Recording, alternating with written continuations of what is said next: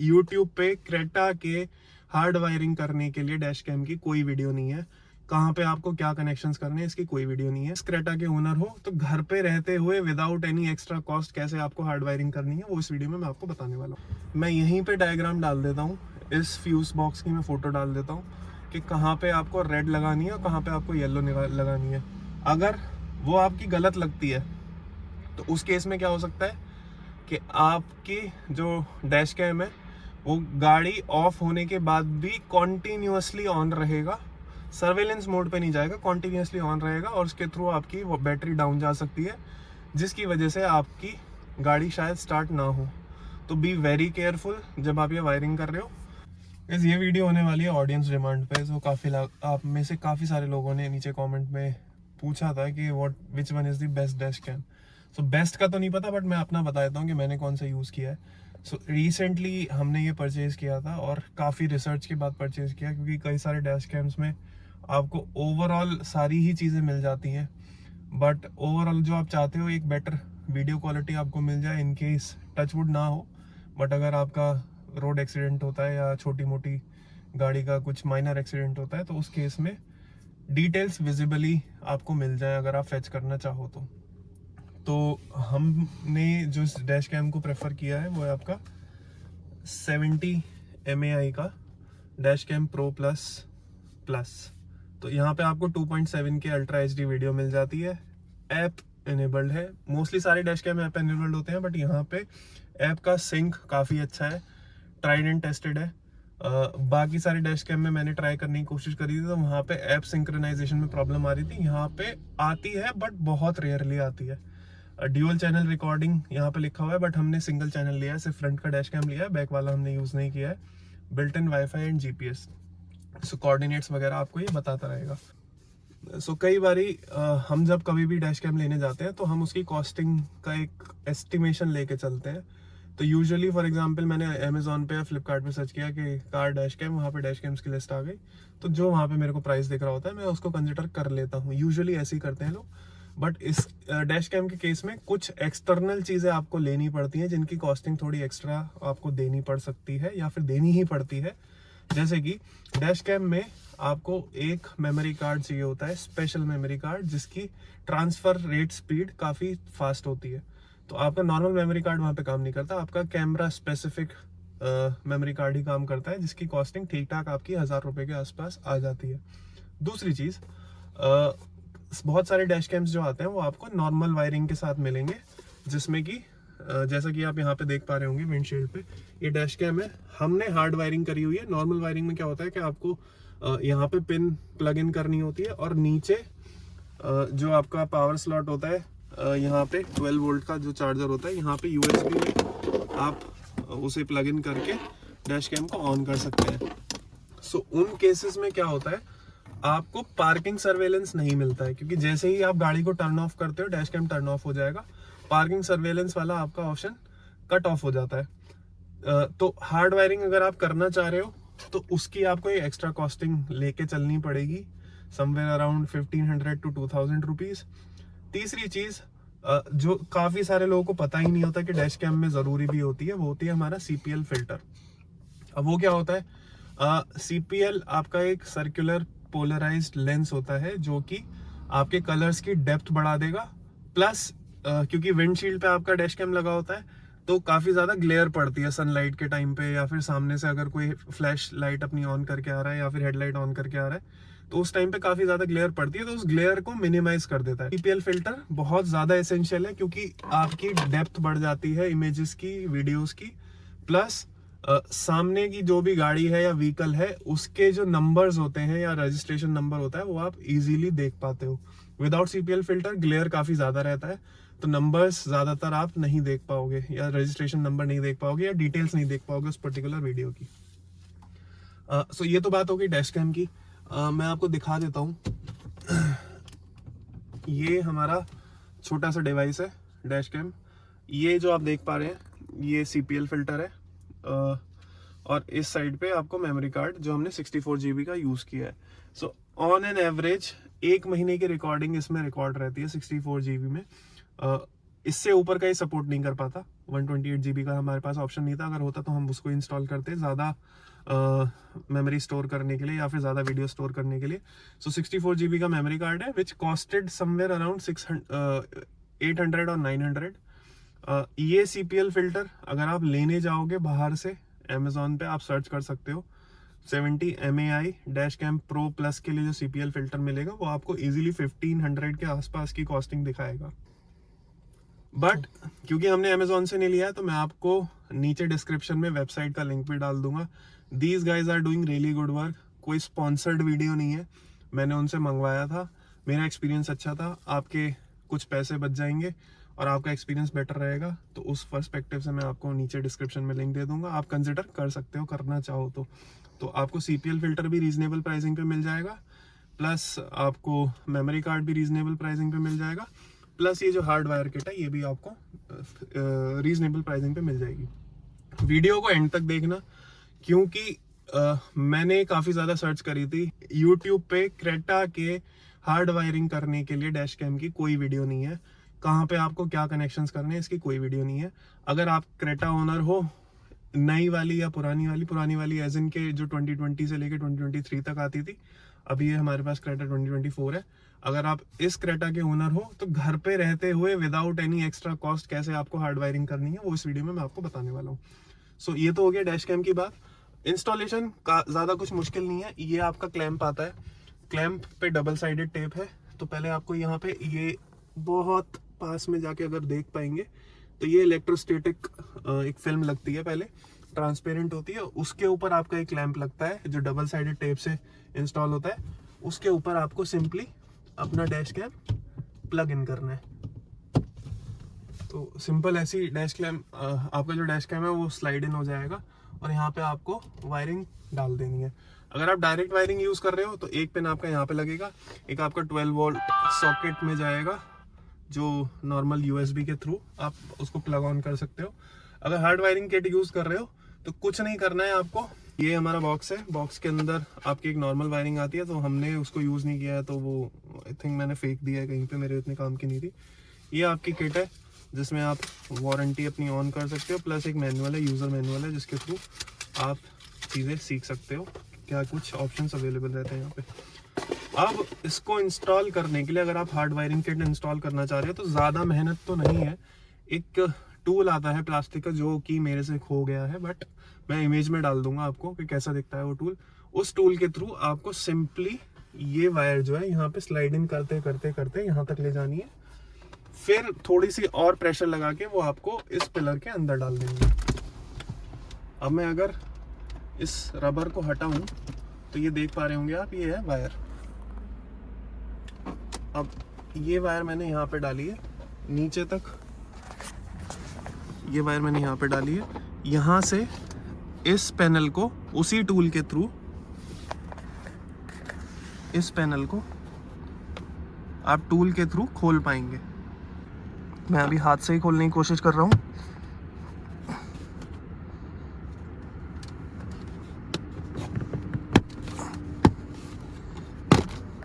तो ये आपका पैनल खुल गया है। अब यहाँ पे आपको वायरिंग छोड़ देनी है, आगे का मैं आपको बताता हूँ। ये आपको खोलना है, इमेज में डाल दूंगा, आपके पास 2 एक्सटर्नल फ्यूजेस आएंगे। तो यहाँ पे मैं इमेज के थ्रू आपको बता देता हूँ कि आपको कहाँ पे फ्यूजेस को इंस्टॉल करना है। तो एक तो आपका ये है और एक ये है। जो इसमें ऑलरेडी फ्यूज़ लगे हुए होंगे वो आपको खींचने हैं। सो फॉर एग्जांपल मैं अगर ये वाला फ्यूज़ आपको खींच के दिखाऊं, ये फ्यूज़ है आपका। तो ये वाला जो फ्यूज़ है ये ऑलरेडी कंपनी वाला था जो स्लॉट में लगा हुआ था, ये मैंने अलग से लगाया। तो ये जो हार्ड वायरिंग किट आती है 10 वॉट्स का या फिर 10 एम्पेयर का आपको फ्यूज़ ऑलरेडी मिलेगा और 5 एम्पेयर वाला आपको ऑलरेडी यहाँ पे लगा रहता है। तो खोलने के लिए मैं आपको दिखाई देता हूँ।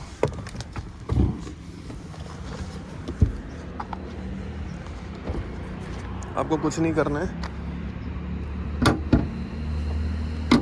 तो खोलने के लिए आपको ये फ्यूज़ खोलना होगा, फ्यूज़ बॉक्स जो आगे वाला है।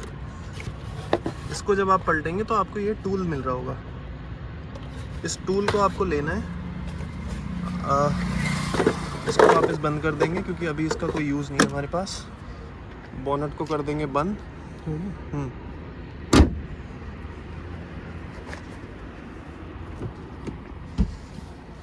वापस जाके यहाँ पे अंदर वाले फ्यूज़ बॉक्स में आपको अगर कोई भी फ्यूज़ निकालना है तो इस टूल की आप हेल्प लेंगे। सिंपली आप इस टूल के थ्रू जो भी फ्यूज़ आपको निकालना है वो पकड़ सकते हैं जस्ट लाइक दिस, और उसको अगर खींचना हो तो खींच सकते हैं। तो मैं सिर्फ क्योंकि ये डेमोन्स्ट्रेशन के लिए बता रहा हूँ, तो गाइज आप मत करना कि कोई भी फ्यूज़ आप खींचते रहो। मैं इसको वापस लगा देता हूँ इसकी जगह पे। बहुत जेंटली प्रेस करना है।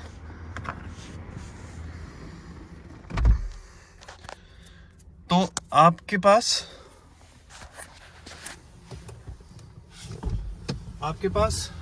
3 वायर्स आएंगी इनफैक्ट। एक आपकी होगी येलो वायर जो आप देख सकते हैं, एक आपकी होगी रेड वायर जो हार्ड वायरिंग किट में आपको इंस्टॉल करनी है, और एक आपकी होगी ग्राउंडिंग वायर।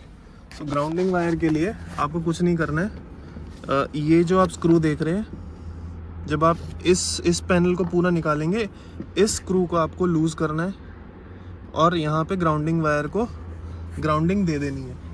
तो ग्राउंडिंग देने के लिए कुछ अलग मेथड नहीं है, आपको सिंपली उस वायर को स्क्रू पे लपेट देना है और स्क्रू को वापस से टाइट कर देना है, तो ग्राउंडिंग का काम आपका हो जाएगा। रेड और वायर के लिए मैं यहीं पे डायग्राम डाल देता हूँ, इस फ्यूज़ बॉक्स की मैं फ़ोटो डाल देता हूँ कि कहाँ पे आपको रेड लगानी है और कहाँ पे आपको येलो लगानी है। अगर वो आपकी गलत लगती है तो उस केस में क्या हो सकता है कि आपकी जो डैश कैम है वो गाड़ी ऑफ होने के बाद भी कॉन्टीन्यूसली ऑन रहेगा, सर्वेलेंस मोड पे नहीं जाएगा, कॉन्टीन्यूसली ऑन रहेगा, और उसके थ्रू आपकी वो बैटरी डाउन जा सकती है, जिसकी वजह से आपकी गाड़ी शायद स्टार्ट ना हो। तो बी वेरी केयरफुल जब आप ये वायरिंग कर रहे हो। आई होप कि इस वाले डायग्राम से या इस वाली फ़ोटोग्राफ से आपको हेल्प मिलेगी। मैंने ये किया है, यूट्यूब पे कहीं और अवेलेबल नहीं है, ये वीडियो कहीं नहीं मिलेगी आपको। एक क्रेटा के अंदर स्पेसिफिकली आपको कैसे हार्ड वायरिंग किट इंस्टॉल करनी है डैश कैम के लिए। सो दिस इज़ दी वे। अभी मैं फटाफट इसको पैक कर लेता हूँ, मैं आगे का प्रोसेस आपको बताता हूँ। सो एक चीज़ का आपको ध्यान रखना है, क्योंकि जो हार्ड वायरिंग किट आपको मिलेगी वो थोड़ी सी लंबी रहती है। उस केस में आपको जो वायरिंग आप ले जा रहे हो पिलर के अंदर से, जैसे कि मैंने आपको बताया कि रबर के पीछे से मैंने वायरिंग ली है, राइट हैंड साइड का एक पैनल रहता है, उसको खोल के सिंपली मैंने वायर को इंसर्ट कर दिया है और वो फ्यूज़ बॉक्स की तरफ आ गई है, जिसके थ्रू मैंने फ्यूज़ बॉक्स में हार्ड वायरिंग किट में जो आपके स्लॉट्स आते हैं उसके थ्रू इंस्टॉल कर दिया है। तो एक चीज़ का आपको ध्यान रखना है कि जो वायरिंग है वो थोड़ी सी लंबी है। उस केस में आपको डबल साइडेड टेप लेके उसको कहीं ना कहीं उसको चिपका देना है किसी भी पैनल पे। बेनिफिट उसका ये रहेगा कि आपकी रेटलिंग नहीं होगी। अगर आप नहीं चिपकाते हो तो रेटलिंग के चांसेस रहते हैं। आप यहाँ पे शायद अभी नहीं दिख पाएगा, यहाँ पे मेरे को रेटलिंग के थोड़े से इश्यूज आए थे, बट मैंने डबल साइडेड टेप के थ्रू जब उसको इंसर्ट किया तो मेरे रेटलिंग के इश्यूज बंद हो गए हैं। अनोइंग हो जाता है थोड़ा सा अगर बार बार आप म्यूजिक सुन रहे हो या बेस आपकी थोड़ी सी हाई है, उस केस में म्यूजिक एक्सपीरियंस खराब हो जाता है। तो रेटलिंग से बचने के लिए आप डबल साइडेड टेप को यूज़ कर सकते हो। एक बार मैं आपको ऐप की फंक्शनिंग में दिखा दूंगा कि ऐप के थ्रू मैं आपको दिखाई देता हूँ। यहाँ पे हमारे पास इंफोटेनमेंट सिस्टम है, ये इसकी ऐप आती है 70 MAI। तो आप अगर डैश कैम पे देख पा रहे होंगे, यहाँ पे 4 बटन हैं आपके माइक ऑन या ऑफ करने का, क्योंकि माइक की रिकॉर्डिंग अगर आपको रखनी है नहीं रखनी है। ये इमरजेंसी वीडियो अगर कोई रिकॉर्ड करनी है तो आप सिंपली यहाँ से कर सकते हो। फ्लैग का जो सेकंड बटन है आपका, इसका ऑप्शन है जब तक ये रिकॉर्ड हो रही है। मैं आपको नेक्स्ट चीज़ बता देता हूँ अभी के लिए। जब तक ये रिकॉर्ड हो रही है मैं आपको यहाँ पे दिखा देता हूँ। तो ये हमारा डैश कैम की ऐप, जिसके थ्रू हम कनेक्ट कर सकते हैं। क्योंकि इमरजेंसी वीडियो रिकॉर्ड हो रही है तो ये थोड़ा सा टाइम लेगा। अभी आप देख पा रहे होंगे जो विंड स्क्रीन में आपको दिख रहा है ऊपर, वो ही आपको यहाँ पे नीचे डैश कैम में दिख रहा है ऑन स्पॉट। तो ये ही ऐप फ़ोन में भी इंस्टॉल हो जाती है। अगर आपके पास एंड्रॉयड है या iOS है, किसी में भी आप ये इंस्टॉल हो सकती है। मैं इसको डिस्कनेक्ट कर देता हूँ। एक और फंक्शन इस डैश कैम का, अगर कोई शॉक लगता है या फिर गाड़ी बहुत तेज़ आके रुकती है या फिर काफ़ी ज़्यादा हिलती है, तो ये ऑटोमेटिकली आपका इमरजेंसी वीडियो रिकॉर्ड करनी स्टार्ट कर देगा।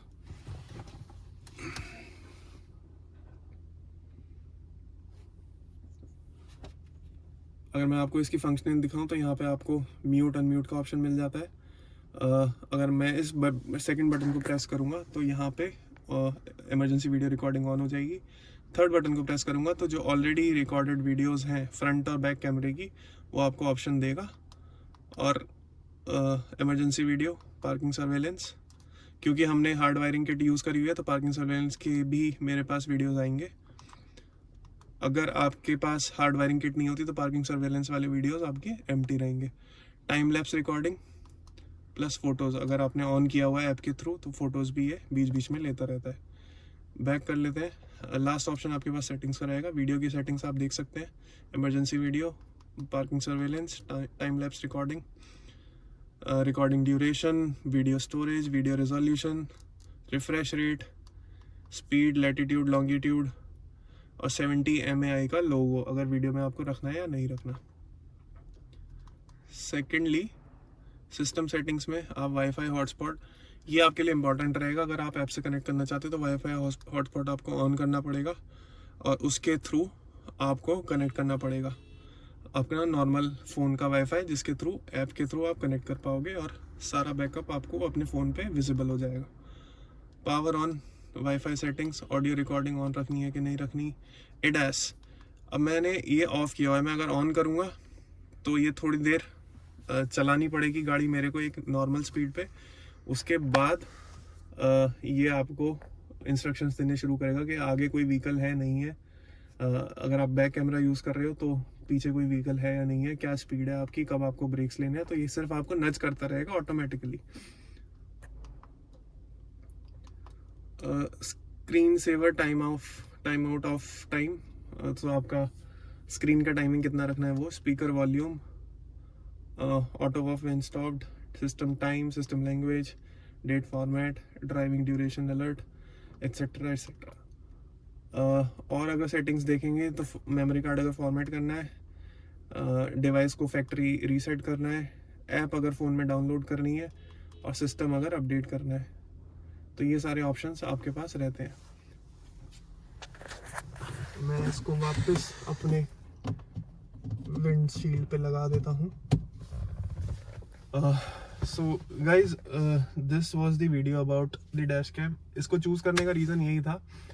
इनफैक्ट इससे बेटर रेजोल्यूशन को आपको डैश कैम मिल सकते हैं, बट इसके केस में इसका जो ऐप कनेक्टिविटी है वो काफ़ी ज़्यादा अच्छा है। उसमें आपके ग्लिचेस नहीं आते, आपको प्रॉब्लम नहीं आती। जब आप ऐप को कनेक्ट करना चाहते हो तब आप इंस्टेंटली कनेक्ट करके डेटा को अपने फ़ोन में ट्रांसफ़र कर सकते हो। क्योंकि ये हॉटस्पॉट टेक्नोलॉजी पे काम करता है तो काफ़ी फास्ट डेटा ट्रांसफ़र आपको मिल जाता है। ADAS फीचर कुछ लोगों के लिए अच्छा हो सकता है, कुछ लोगों के लिए नहीं। तो मैं उतना प्रैक्टिकल नहीं बोलूँगा, बट एक हाँ फीचर है जो बाकी सारे डैश कैम्स में आपको नहीं मिलता। सो अगर कोई और क्वेरी है डैश कैम्स को लेके सो आप नीचे कमेंट सेक्शन में डाल सकते हैं। दिल्ली NCR से अगर आप हैं तो नीचे मैं डिस्क्रिप्शन में मेल ID दे दूंगा, अपना इंस्टाग्राम हैंडल दे दूंगा। You can get in touch with us. We would love to share your ownership experience with our viewers. कुछ और अगर क्वेरी है तो नीचे डिस्क्रिप्शन में आपको मेल ID मेरी फिर से मिल जाएगी। यही था आज की वीडियो में। अगर कंटेंट अच्छा लगा है so please consider subscribing our channel.